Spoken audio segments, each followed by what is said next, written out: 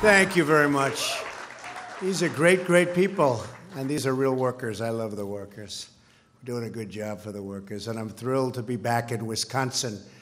The optimism in this room is the same incredible spirit that is sweeping across our country, and even greater than that great day in November when I won the state of Wisconsin and when we won the presidency. That was a great day, I have to say.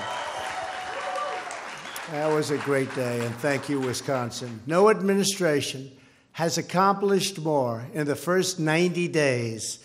That includes on military, on the border, on trade, on regulation, on law enforcement. We love our law enforcement, and on government reform.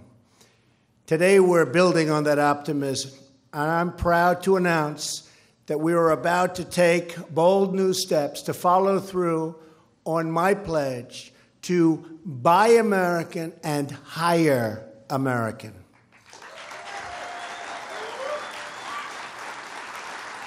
I can't think of a better place to make this announcement than right here at Snap-on.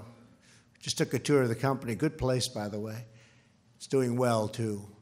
Standing among the workers who make the tools that will rebuild our nation.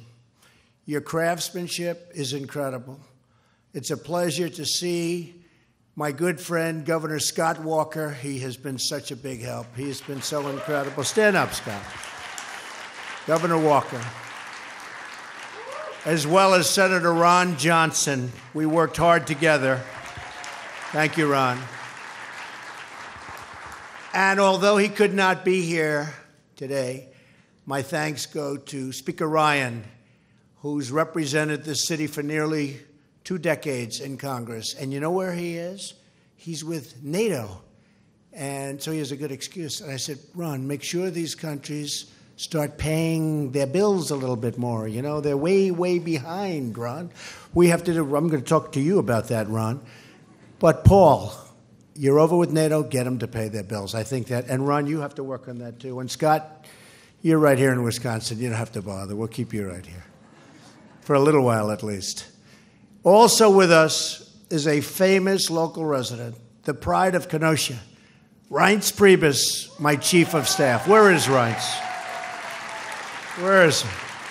What a good man. There he is.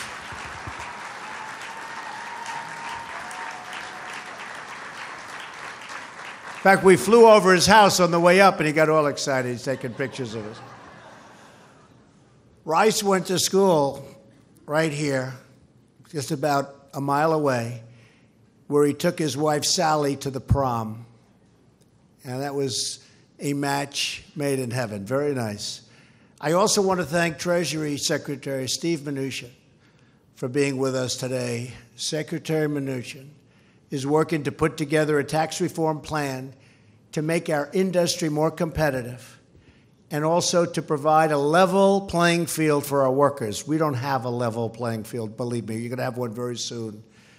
And our tax reform and tax plan is coming along very well. It's going to be out very soon. We're working on health care, and we're going to get that done, too. Our Education Secretary, Betsy DeVos, is also here. Where's Betsy? She's around here someplace. Stand up. Thank you, Betsy. Secretary DeVos is working to ensure that our workers are trained for the skilled technical jobs that will, in the future, power our country. I'm excited to be joined today by students from Gateway Technical College. And remember the college president, Brian Albrecht. Thank you. Great job. Thank you very much. Thank you. Thank you, Brian. Your partnership with Snap-on is a great example of why vocational education is the way of the future. When I was growing up in Queens, we had vocational schools. They were great. We don't have schools like that so much anymore, but we're bringing them back, vocational schools. These are very talented people that love that type of work, and it's great work. It really is great work.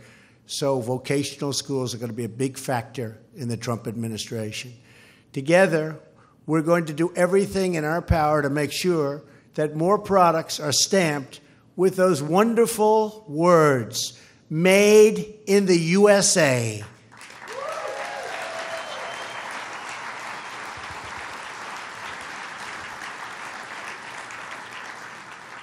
The old days we used to use it. We don't use it so much anymore. We're going to start using it again. Made in the USA. For too long, we've watched as our factories have been closed and our jobs have been sent to other faraway lands. We've lost 70,000 factories since China joined the World Trade Organization. And you've seen that. You've heard about it. 70,000. The World Trade Organization, another one of our disasters. But this election, the American people voted to end the theft of American prosperity. They voted to bring back their jobs and to bring back their dreams into our country. That's why I'm here today. In just a few moments, I will be signing a Buy American and Hire American executive order. You haven't heard about that in a long time in this country. With this action, we are sending a powerful signal to the world. We're going to defend our workers, protect our jobs, and finally, put America first.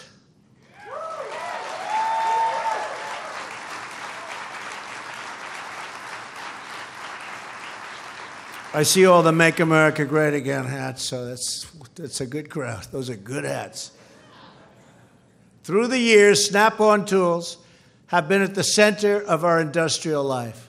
Your tools have fixed the cars our families depend on. They've sailed with the fleets that patrol the oceans. They've fixed the planes that cross our skies. And Snap-on tools have reached the heights of space, used by astronauts in orbit to carry out their very, very important work. And I don't know if you noticed, recently I signed a very big order. We're going to spend again on NASA space program. And that's something we need, and we also need it psychologically, but it's going to be very exciting.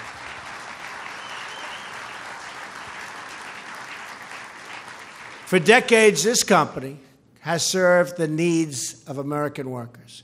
It's time we had a federal government that does the same. The Buy and Hire American order I'm about to sign will help protect workers and students like those of you in the audience today.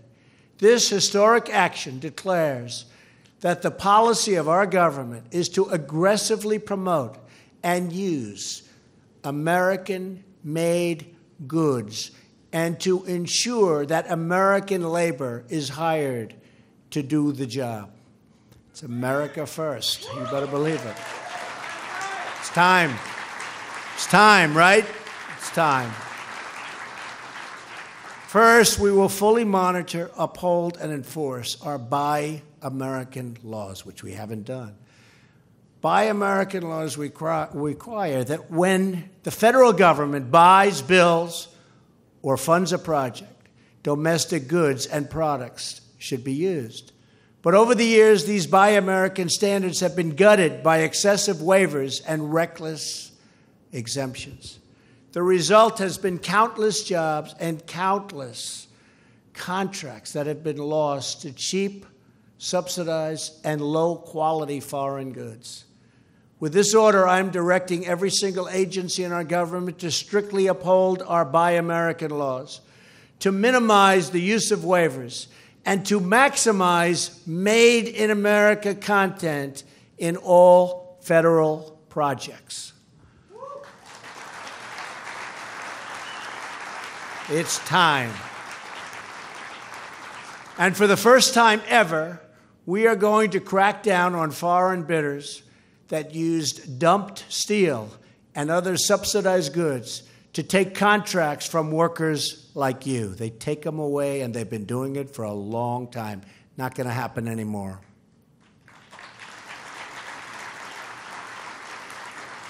We are finally standing up for our workers and for our companies. In short, this order declares that American projects should be made with American goods. No longer are we going to allow foreign countries to to cheat our producers and our workers out of federal contracts. Everyone in my administration will be expected to enforce every last Buy American provision on behalf of the American worker. And we are going to investigate every single trade deal that undermines these provisions. Secondly, we are going to enforce the higher American rules that are designed to protect jobs and wages of workers in the United States. We believe jobs must be offered to American workers first. Does that make sense?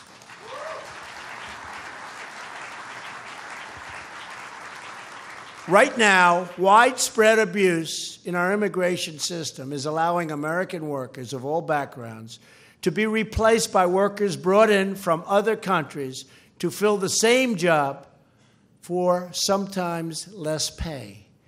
This will stop.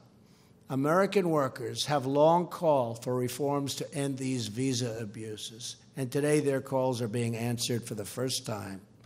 That includes taking the first steps to set in motion a long overdue reform of H1B visas. Right now, H1B visas are awarded in a totally random lottery, and that's wrong. Instead, they should be given to the most skilled and highest paid applicants, and they should never, ever be used to replace Americans. No one can compete with American workers when they are given a fair and level playing field, which has not happened for decades. We're using every tool at our disposal to restore the American dream. In fact, when it comes to wasteful, destructive, job-killing regulations, we are going to use a tool you all know very well. It's called the sledgehammer. It's what we're going to use. We're also going to stand up for our dairy farmers in Wisconsin.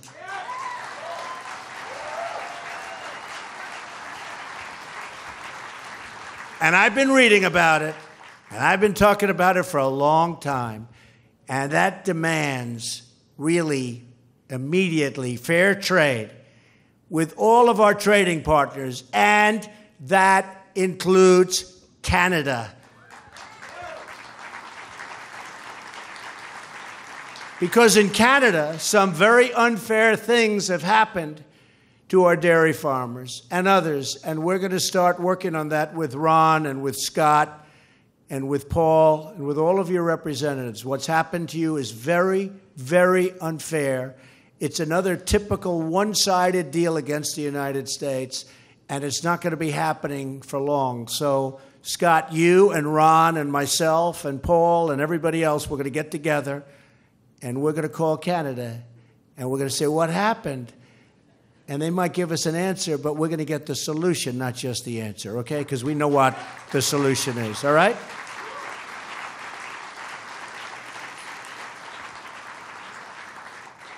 And if you guys can't do it, we'll bring maybe Reince. Reince, you ready, Reince? We better bring Reince back.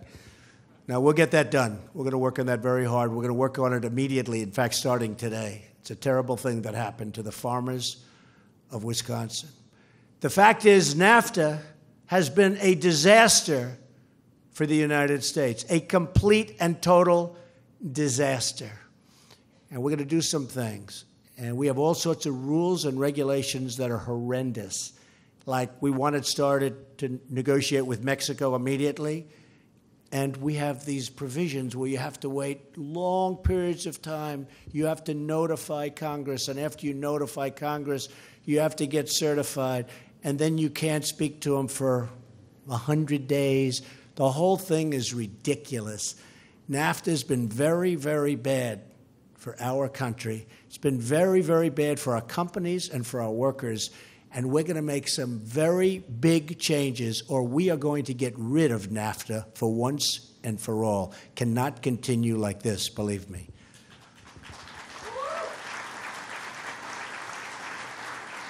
Big things will be happening on trade with other countries over the coming months, and I mean very big. We're also working with Congress on tax reform and simplification, and we're on time if we get that health care approval. So press every one of you congressmen, Press everybody, because we want to get that approval. And it just makes the tax reform easier, and it makes it better, and it's going to make it steeper. It's going to be bigger, and that's what we want to do. So we're in very good shape on tax reform. We have the concept of the plan. We're going to be announcing it very soon. But health care, we have to get the health care taken care of. And as soon as health care takes care of, we are going to march very quickly. You're going to watch. We're going to surprise you. Right, Steve Mnuchin? Right? Secretary of Treasury. I see Sean, and stand up, Sean. Let's stand up. You know, I had no idea. I was told a year ago, he's been so great to me. I was told a year ago he's like a world champion climber, climbs the trees. And after that, every time I look at him now differently. I'm very impressed with that, Sean. And he's also very good on television and very helpful. Thank you, man, thank you. We'll be making big investments in rebuilding our military and repairing our badly depleted infrastructure. And that'll happen soon also. Infrastructure, big infrastructure bill. Probably use it with something else that's a little bit harder to get approved in order to get that approved. But infrastructure is coming, and it's coming fast. New ships, bridges, tunnels, and airplanes will be constructed with American hands, American steel, and yes, American tools.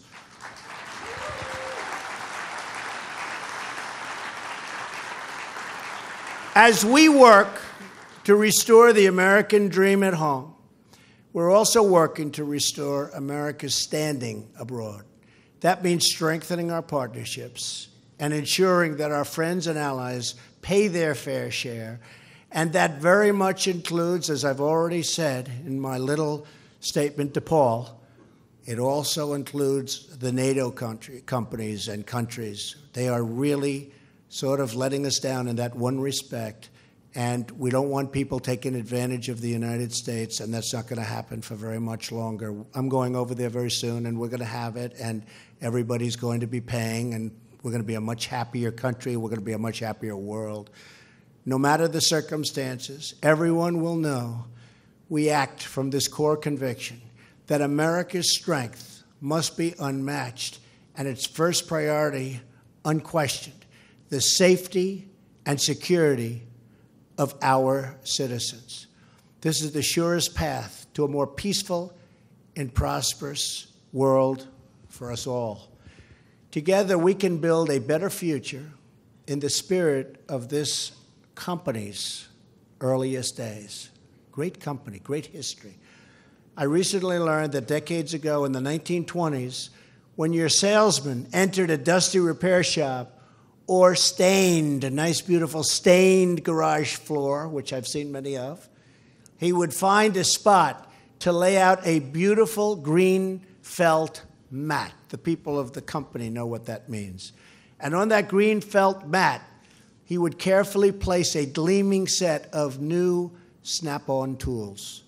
The founders of this company wanted their customers to know that the tools of the mechanic were just as important as the tools of the doctor, the dentist, the politician, or the business leader, and that his craft was a noble, noble craft, as noble as any.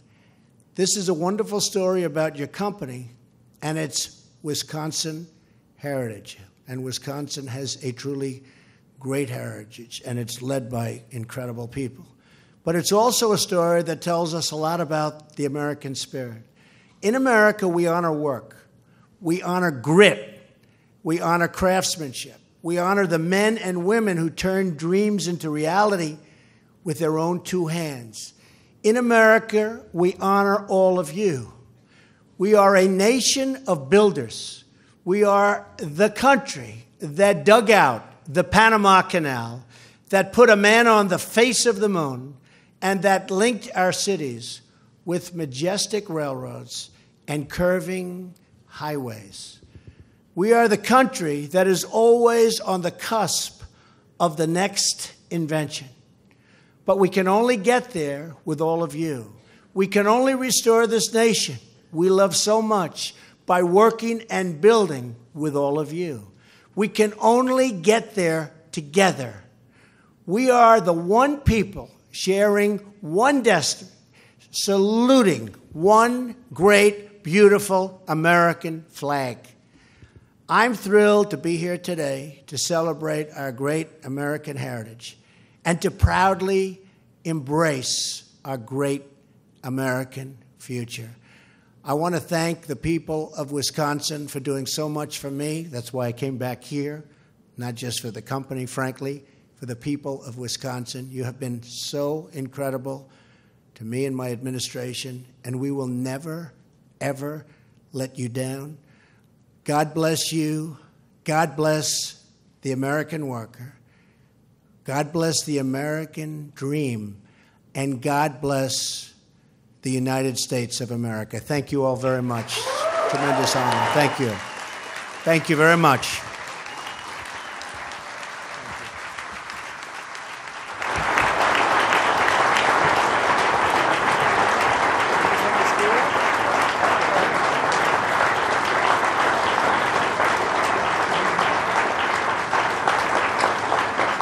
Get ready, everybody. This is a big one. Get ready. How about having some Scott, Ron, and everybody? Come on up. Come on up. Lieutenant Governor, come on up. Come on up. Who should I give the pen to is the big question, right? I think one of them should get it. Yeah. Come on up. Should step up.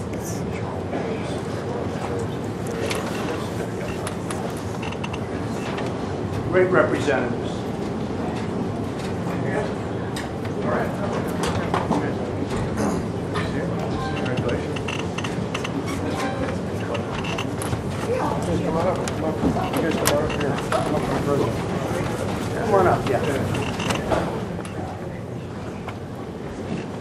Come on, guys.